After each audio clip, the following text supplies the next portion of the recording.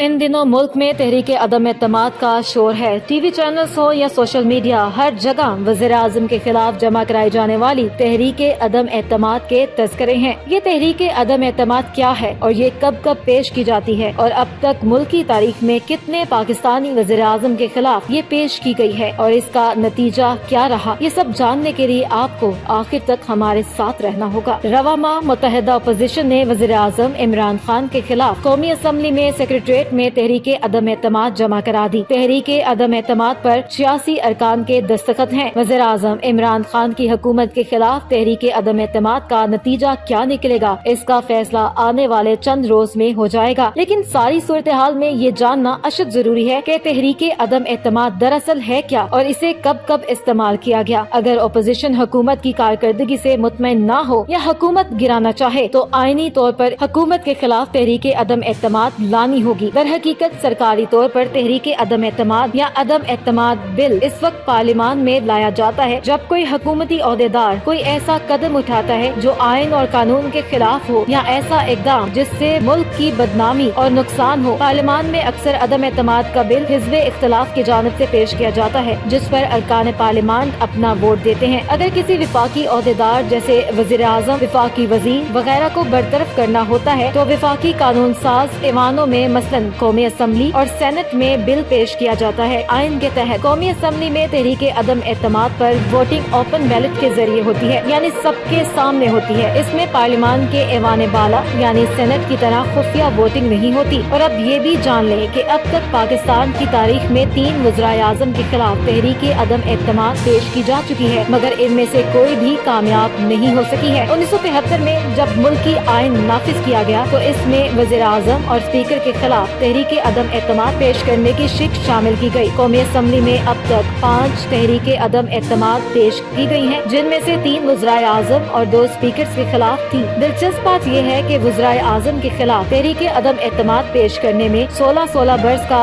वक्फा रहा और बेनज़ीर भुट्टो के खिलाफ 1988 में पहली बार तहरीक अदम एतमाद पेश की गई जो कामयाब न हो सकी। इसके बाद वज़ीर आज़म शौकत अजीज के खिलाफ तहरीक अदम एतमाद पेश की गई, लेकिन अगस्त 2006 में पेश होने वाली ये करारदाद कामयाब न हो सकी और शौकत अजीज अपना इक़्तिदार बचाने में कामयाब रहे। और अब वज़ीर आज़म इमरान खान के खिलाफ तहरीक अदम एतमाद इस वक्त लाई गई है जब इनकी हुकूमत के मियाद मुकम्मल होने में 1.5 बरस का अरसा बाकी है। अब जानना ये है कि अब आगे क्या होगा। तहरीक अदम एतमाद में राय शुमारी का तरीका कार क्या है। वज़ीर आज़म या हुकूमत को हटाने का एक तरीका तहरीक अदम एतमाद है। आइन में आर्टिकल 95 दर्ज है जिसके मुताबिक कौमी असम्बली के अरकान की कुल तादाद का 20% वज़ीर आज़म के खिलाफ अपने दस्तखतों से तहरीक अदम एतमाद असम्बली में जमा कराएंगे। तहरीक अदम एतमाद की कामयाबी के लिए असम्बली के कुल अरकान की सादा अक्सरियत दरकार होती है, यानी मौजूदा 342 मेंबरान पर मुश्तमिल कौमी असम्बली में अपोजिशन को 172 अरकान दरकार होंगे, यानी मौजूदा 342 रुकन सिंध असम्बली में 172 अरकान अगर इस तहरीक के हक में वोट देते हैं तो वज़ीर आज़म को अपने ओहदे से सबकदोश होना पड़ेगा। कौमी असम्बली की वेबसाइट के मुताबिक कौमी असम्बली में PTI के 155 अरकान, MQM के 7, बलोचिस्तान अवामी पार्टी के 5, मुस्लिम लीग काफ के 5 अरकान, ग्रैंड डेमोक्रेटिक अलायंस के 3 और अवामी मुस्लिम लीग का 1 रुकन शामिल है, जबकि मुस्लिम लीग नून के 84, पाकिस्तान पीपल्स पार्टी के 56, मुत्तहिदा मजलिस अमल के 15, बलोचिस्तान नेशनल पार्टी के 4, अवामी नेशनल पार्टी का 1, जमहूरी वतन पार्टी का 1 और इसके अलावा 4 आजाद अरकान शामिल है। और हुकूमत और अपोजिशन दोनों का दावा है कि हमारी नंबर गेम पूरे हैं। वज़ीर आज़म के खिलाफ तहरीक अदम एतमाद पर राय शुमारी के लिए कौमी असम्बली के 20% या 67 अरकान के दस्तखतों से ईवान का इजलास बुलाने की दरख्वास्त जमा कराई जाती है, जिसके दौरान तहरीक अदम एतमाद पर राय शुमारी होती है।